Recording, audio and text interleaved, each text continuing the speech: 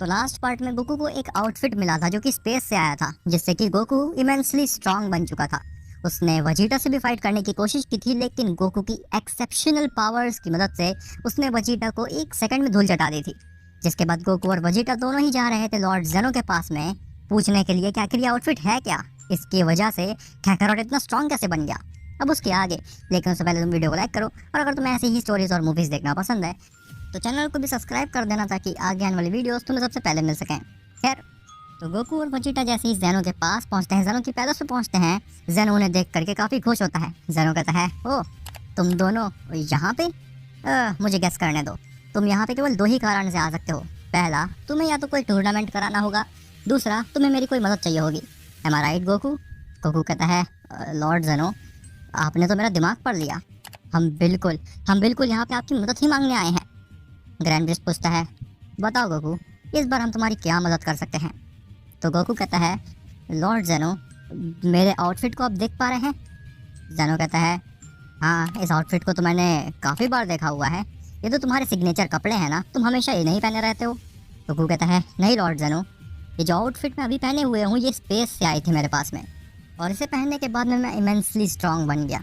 जेनो कहता है, इमेंसली स्ट्रांग बन गया से तुम्हारा क्या मतलब है?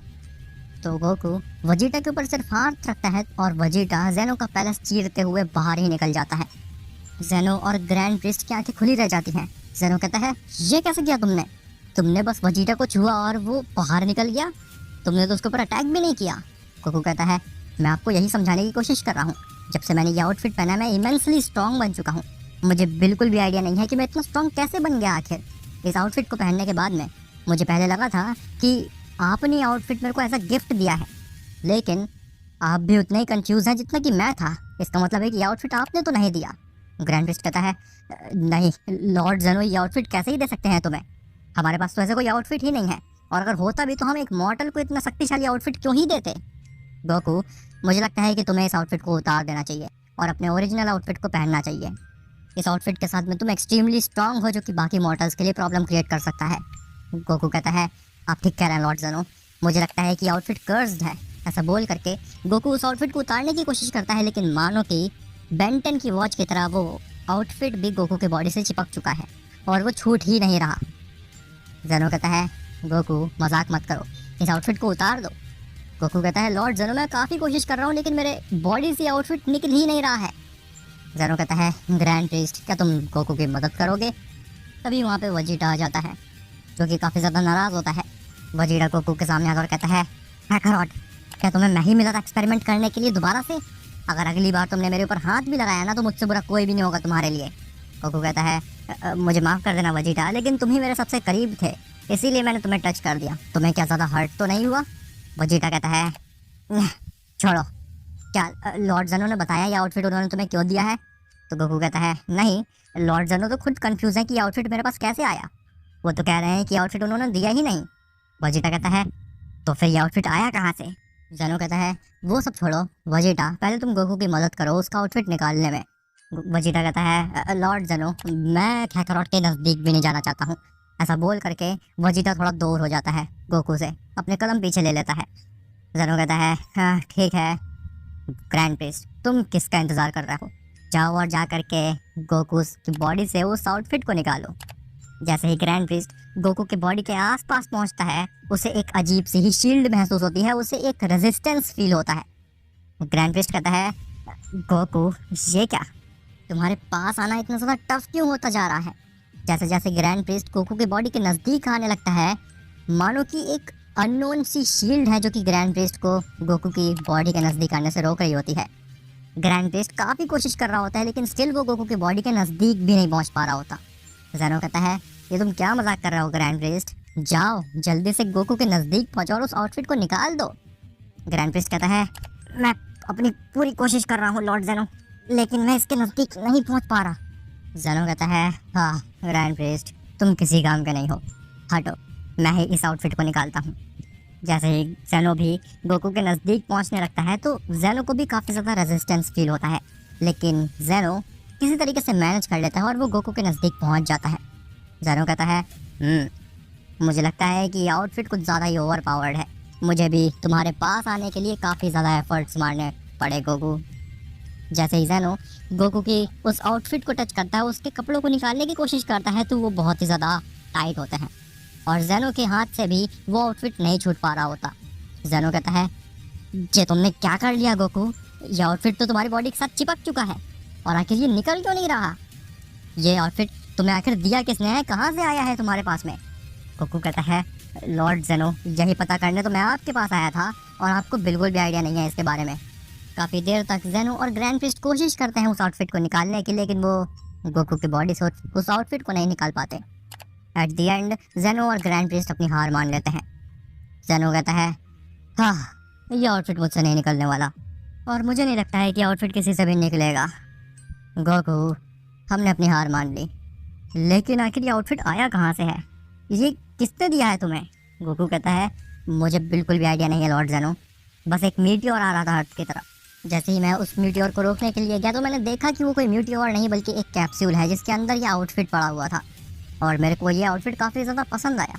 जैसे ही मैंने ये एक आउटफिट पहना, मैं अचानक से काफ़ी ज़्यादा लाइट फील करने लगा और स्ट्रांग भी, जिसके बाद मैं वजीटा के पास गया और उससे मैंने फ़ाइट भी की। वजीटा कहता है, हाँ लॉर्ड ज़ेनो, और इस आउटफिट की वजह से इसने मुझे एक ही ब्लो में हरा दिया था। मुझे ये नहीं समझ में आ रहा है कि आखिर इस आउटफिट को पहनने के बाद में काकारोट इतना स्ट्रांग बन कैसे गया? एक आउटफिट किसी भी बीइंग को इतना स्ट्रांग कैसे बना सकती है? और अगर लॉर्ड ज़ेनो आपको भी नहीं पता है इस आउटफिट के बारे में, तो फिर आखिर ये आउटफिट आई कहाँ से है? ये आउटफिट है किस चीज़ की? ग्रैंड प्रिस्ट कहता है, लॉर्ड ज़ेनो, कहीं ऐसा तो नहीं कि ये आउटफिट किसी दूसरे रेल्म से गलती से यहाँ पे आ गई हो? ज़ेनो कहता है, ना, ऐसा नहीं हो सकता ग्रैंड प्रिस्ट। आखिर दूसरे रेल्म से हमारे रेल्म में कैसे ही आ सकती है कोई भी कैप्सूल या फिर आउटफिट? खैर गोकू, तुमने जैसा कि कहा कि तुम्हें ये आउटफिट एक कैप्सूल में मिली थी जो कि अर्थ की तरफ आ रही थी। क्या मैं उस कैप्सूल को देख सकता हूँ? उसे देख करके डेफिनेटली मैं समझ जाऊंगा कि ये कैप्सूल है कहाँ से और आखिर ये आउटफिट कहाँ से आई है। गोकू कहता है, हाँ क्यों नहीं लॉर्ड ज़ेनो, वो कैप्सूल तो मेरे फार्म में ही आकर के गिरा था और अभी भी वो वहीं पे होगा। मैं आपको दिखा सकता हूँ उस कैप्सूल को। जिसके बाद गोकू ज़ेनो, ग्रैंड प्रिस्ट और वजीटा को लेकर के जाता है अपने फार्म में, जहाँ पे एक क्रेटर तो बना होता है, मतलब कि एक निशान तो बना होता है कि वहाँ पे कोई चीज़ आकर के गिरी थी, लेकिन वहाँ पे कैप्सूल नहीं होता है। गोकू कहता है, हाँ, आखिर वो कैप्सूल कहाँ गया? वो यहीं पे तो गिरा था आकर के। ज़ेनो कहता है, गोकू, अगर ये कोई मजाक है तो अभी बता दो, बाद में अगर मुझे पता चलेगा उस बारे में तो मैं बहुत ज़्यादा नाराज़ होऊंगा तुमसे। गोकू कहता है, नहीं लॉर्ड ज़ेनो, मैं सच बता रहा हूँ कि यहीं पे वो कैप्सूल आकर के गिरी थी। मुझे समझ नहीं आ रही है कि आखिर वो कैप्सूल गई कहाँ पे? तभी ग्रैंड प्रिस्ट कहता है, लॉर्ड ज़ेनो, मुझे लगता है कि गोकू एकदम ठीक कह रहा है, क्योंकि हम यहाँ पे देख सकते हैं कि यहाँ पे निशान बना हुआ है, जैसे कि कोई चीज़ आकर के यहाँ पे गिरी हो। तो हो सकता है कि यहाँ पे वो कैप्सूल आकर के गिरा होगा जिसके बारे में गोकू बात कर रहा है। ज़ेनो कहता है, अगर यहाँ पे वो कैप्सूल आकर के गिरा था तो वो गया कहाँ पे अचानक से? ऐसा तो हो ही नहीं सकता है कि वो कैप्सूल गायब हो जाए अपने आप। खैर गोकू, जितना ज़्यादा हो सके तुम लोगों से दूर रहो। तुम फिलहाल के लिए मॉर्टल्स के लिए एक बहुत बड़ा थ्रेट हो गोकू। अगर मेरे और ग्रैंड प्रिस्ट जैसे ओमनी बींग्स तुम्हारे नज़दीक तक नहीं आ पा रहे तो तुम मॉर्टल्स का क्या हाल करोगे? मैं तो ये सजेस्ट करूँगा कि तुम अंडरग्राउंड हो जाओ ताकि किसी भी मॉर्टल को हार्म ना पहुँचे। वजीटा कहता है, लेकिन लॉर्ड ज़ेनो, मुझे अभी तक नहीं समझ में आ रहा है कि आखिर आप काकारोट के नज़दीक तक क्यों नहीं पहुँच पा रहे थे? जब मैं काकारोट से फाइट कर रहा था तो मैं काफ़ी इजीली काकारोट के ऊपर पंचेस मार पा रहा था। हाँ, हालांकि उसका कुछ असर नहीं हो रहा था काकारोट के ऊपर, लेकिन मैं काकारोट के काफ़ी नज़दीक पहुंच पा रहा था। तो आप क्यों नहीं पहुंच पा रहे थे? गोकू कहता है, मुझे लगता है कि ये आउटफिट कोई नॉन लिविंग थिंग नहीं बल्कि एक लिविंग थिंग है। मुझे लगता है कि जब भी कोई बीइंग मेरे आउटफिट के नज़दीक आने की कोशिश करता है या फिर मेरे आउटफिट को या फिर मुझे हार्म पहुँचाने की कोशिश करता है तो फिर ये आउटफिट ऑटोमेटिकली मुझे स्ट्रॉन्ग बना देती है, मेरे आसपास एक शील्ड क्रिएट कर देती है जिससे कि मैं प्रोटेक्टेड रहूं। तभी वजीटा गोकू को छूता और कहता है, देखिए लॉर्ड ज़ेनो, मैं काकारोट को काफ़ी आसानी से छू पा रहा हूँ। गोकू कहता है, हाँ, क्योंकि तुम्हारे दिमाग में मुझे या फिर इस आउटफिट को लेकर के कोई गलत विचार नहीं था, इस वजह से तुम मुझे छू पाए। अब ज़रा एक बार मेरे ऊपर अटैक करने की कोशिश करो वजीटा। वजीटा पीछे हटता है और एक फाइनल फ्लैश मारता है गोकू के ऊपर। तभी वो फाइनल फ्लैश गोकू के नज़दीक पहुंच करके ही डिफ्लेक्ट हो जाता है। गोकू कहता है, देखा लॉर्ड ज़ेनो आपने, यह आउटफिट एक जीता जागता इंसान की तरह है, मानो कि ये हमारी बातें सुन रहा हो और सिचुएशन के हिसाब से मुझे स्ट्रॉन्ग और वीक बना रहा हो। ये आउटफिट मुझे प्रोटेक्ट करने की कोशिश कर रहा है, लेकिन ये आउटफिट आया कहाँ से मुझे अभी तक वो नहीं पता चला है। ज़ेनो कहता है, खैर, तुम दोनों यहीं पे वेट करो, मैं और ग्रैंड प्रिंस जाते हैं और फिगर आउट करने की कोशिश करते हैं कि आखिर ये चीज़ है क्या और आखिर इस चीज़ के पीछे किसका हाथ है। ऐसा बोल करके ज़ेनो और ग्रैंड प्रिंस वहाँ से चले जाते हैं। खैर, वेजिटा भी गोकू से कहता है, काकारोट, अब मेरी भी ट्रेनिंग का समय हो रहा है।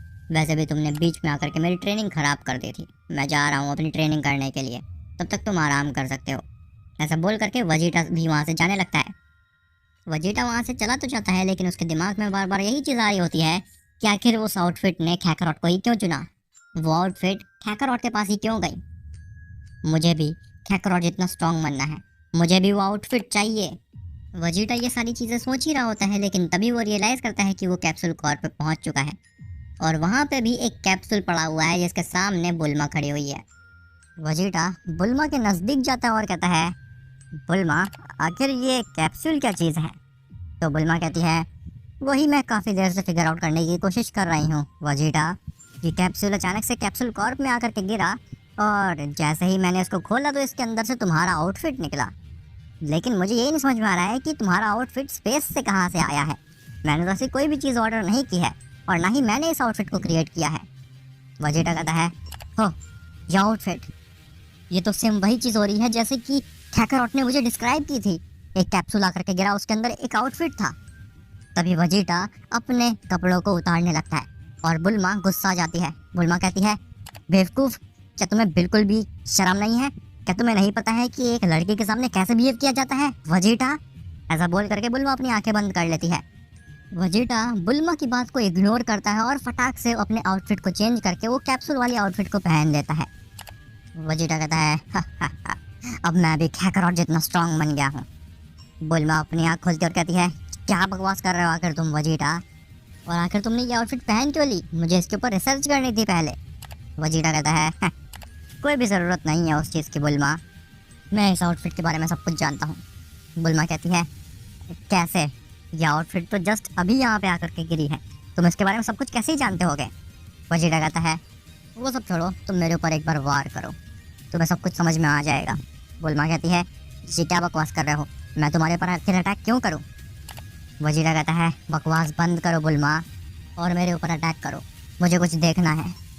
तभी बुल्मा वेजिटा को स्लैप करने जाती है, लेकिन वेजिटा के आसपास भी सेम शील्ड क्रिएट हो जाती है जो कि गोकू के पास थी और बुल्मा का हाथ वापस से डिफ्लेक्ट हो जाता है। बुल्मा कहती है, ये क्या था, आखिर मेरा हाथ डिफ्लेक्ट क्यों हो गया वापस, ये चीज़ क्या थी वेजिटा। वेजिटा कहता है, ये आउटफिट है, ये आउटफिट एक लिविंग थिंग की तरह है, ये हर दम तक मुझे प्रोटेक्ट करने की कोशिश करेगी बुल्मा। यही सेम आउटफिट काकारोट को भी कुछ समय पहले मिली और वो एक्सट्रीमली पावरफुल बन चुका है और अब ये आउटफिट मेरे पास भी आ चुकी है, मतलब कि मैं भी काकारोट जितना स्ट्रांग बन चुका हूँ अब बुल्मा, और अब मुझे रोकने वाला इस पूरे मल्टीवर्स में कोई भी नहीं है। बुल्मा कहती है, लेकिन तुम करने की क्या सोच रहे हो अब। वेजिटा कहता है, तुम बस देखती जाओ। ऐसा बोल करके वेजिटा गोकू के पास वापस से जाने लगता है। खैर, गोकू अपने फार्म में ही काफ़ी देर तक सोचता रहता है कि आखिर ये आउटफिट है क्या मैंने इस आउटफिट को पहन करके सही किया या फिर गलत किया, और आखिर वो कैप्सूल गया कहाँ पे, आया कहाँ से था। तभी वहाँ पे वेजिटा आता है। गोकू अचानक से वहाँ पे वेजिटा को देख करके हैरान हो जाता है। गोकू कहता है, वेजिटा, तुम यहाँ पे? अभी तो तुम कह रहे थे कि तुम ट्रेनिंग पे गए हो, लेकिन तुम यहाँ पे वापस क्यों आ गए। वेजिटा कहता है, काकारोट, क्या तुम मुझसे एक बार और फाइट करना चाहोगे। गोकू कहता है, तुम्हारा दिमाग तो ठीक है वेजिटा, अभी मैंने तुमसे फाइट की थी तो तुम्हें पता है ना मैंने तुम्हारा क्या हाल कर दिया था। जब तक मेरे पास ये आउटफिट है तब तक तुम मेरा कुछ भी नहीं बिगाड़ सकते हो। वेजिटा कहता है, काकारोट, एक बार कोशिश तो करो मेरे ऊपर हमला करने की, देखता हूँ आखिर तुम कितने स्ट्रांग हो। मुझे नहीं लगता है कि तुम मुझे छू भी पाओगे। अब मैं वो वेजिटा नहीं रह गया जो कि तुमसे हार रहा था, अब मैं चेंज हो चुका हूँ। गोकू कहता है, वेजिटा प्लीज़, मैं अभी लड़ाई करने के मूड में नहीं हूँ। ऐसा बोल करके गोकू वहाँ से जाने लगता है, लेकिन तभी अचानक से गोकू के ऊपर एक फाइनल फ्लैश का वार होता है जिससे गोकू बच जाता है, लेकिन गोकू गुस्सा आ जाता है।